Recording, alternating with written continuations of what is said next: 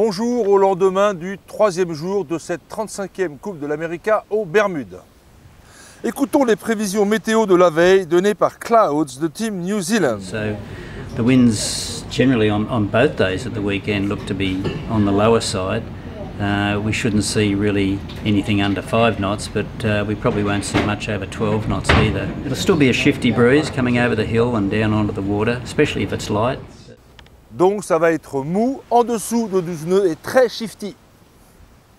Côté Daggerfoyd, les Kiwis ont leur jeu symétrique et très long avec un décrochement au milieu. Et les Américains ont un jeu symétrique aussi avec un décrochement moindre. Ici à tribord sur la première manche et là à bâbord sur la deuxième. Menés 3-0, les Américains ont fait des changements pendant la semaine, y compris celui d'enlever leur pédalage arrière. Au départ de la première manche, on retrouve le vrai Spit-Hill agressif, 3 nœuds plus vite, prêt à couvrir, mais patatras, écoutez. Et oui, et donc péno pour Oracle qui doit ralentir jusqu'à extinction de la lumière bleue. Regardez sur l'animation, il y a un demi-bateau au-dessus. Spit-Hill dira le soir que ses instruments indiquaient qu'il était clair.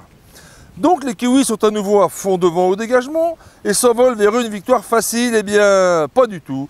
Pas du tout. Les Américains ne splittent pas en bas pour éviter la molle et reviennent tribord à mi-bord. Oula, ça va être chaud. Et les Kiwis bâbord rabattent les deux bateaux face à face. Arrêt sur image. Les Américains n'ont pas le droit de descendre plus bas que 90 degrés et les Kiwis doivent tout faire pour éviter. Ils y arrivent en montrant clairement aux juges qu'ils abattent de plus 5 mètres au-dessus à moins 8 mètres au-dessous au moment du croisement. C'est enfin du vrai match racing avec un nouveau croisement chaud en haut du bord avec ce coup-là les Kiwis qui ont le tribord. Les Américains en sortie de virement n'ont pas le temps d'abattre avant que les Kiwis ne soient obligés de loffer. Regardez sur l'image, on voit clairement la trajectoire rouge qui a loffé alors que la blanche commence à peine à abattre. Vu de l'intérieur, c'est chaud et dangereux, mais c'est bien les Kiwis qui évitent et non pas Spit-Hill à la barre qui abat. Donc, pénalité pour Oracle qui doit à nouveau ralentir jusqu'à extinction de la lumière bleue. Ce coup-là, c'en est trop. Les Américains en ratent 2 empannages dans le dernier portant, collés à 7 nœuds, pour finir à plus de 2 minutes derrière les Kiwis. Cela fait 4-0 pour les Néo-Z après cette 5e manche.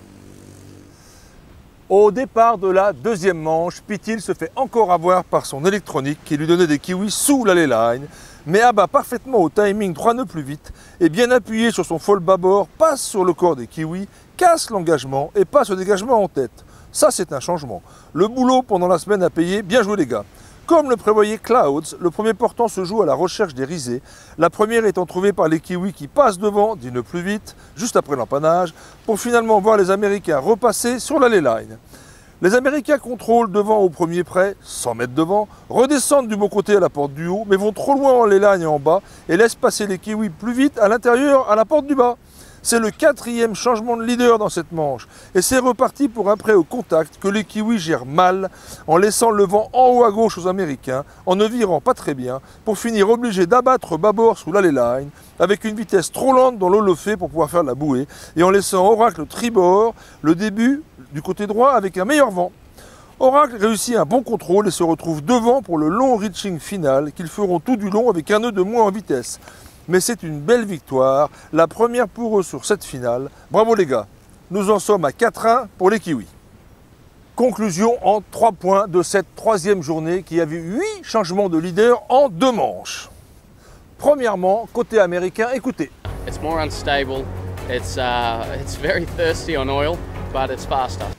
Deuxièmement, côté Kiwi, Murray Jones, leur coach, disait moqueur la semaine dernière que les Américains feraient mieux de s'occuper de mieux naviguer plutôt que de chercher la vitesse. C'est exactement ce que les Kiwis ont fait, mais en sens inverse, en naviguant moins bien sur cette deuxième manche, ce qui a donné plus de vitesse aux Américains. Écoutons Tuke. We got on the wrong side of a couple of shifts and maybe made a wrong call at the top mark as to which way to go.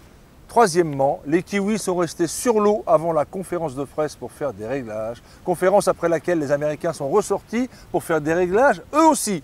C'est pas fini cette affaire. Il est prévu 8 nœuds pour le 4e jour. Cela va donc être tendu pour nos nerfs et pour les muscles des pompeurs d'huile. D'ici là, bonne chance.